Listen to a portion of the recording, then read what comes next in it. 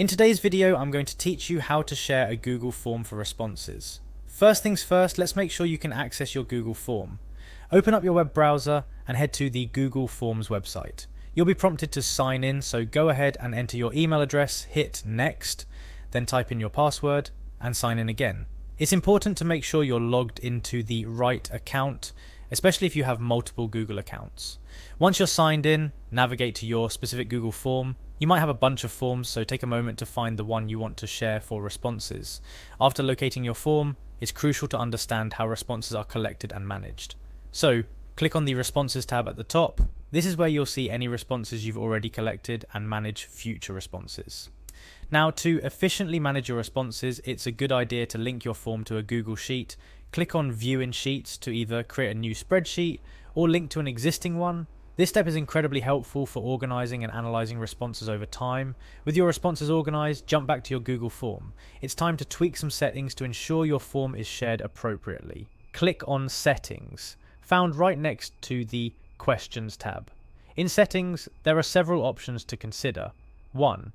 If you want your form respondents to see a summary of responses after they submit their own, click on Highlight to toggle this feature on or off. 2. Next, decide if you want to verify the email addresses of the respondents. Click on Verified if you only want responses from verified email addresses. This option adds an authentication step for respondents, but can help ensure more genuine responses. 3. If you're concerned about privacy and want to make sure you don't collect email addresses unintentionally, click on Do Not Collect. This setting is particularly important for anonymous surveys. 4. Allowing respondents to edit their responses even after submitting can be beneficial for accuracy and completeness. To enable this, click on Allow Response Editing. This flexibility can be useful for longer surveys where respondents might need to come back later to finish. 5. Lastly, if you want to limit responses to make sure each participant only submits the form once, click on Limit to one response.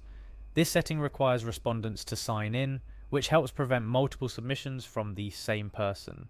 By adjusting these settings, you tailor the response collection to suit your needs, whether you're gathering feedback, conducting research, or planning an event.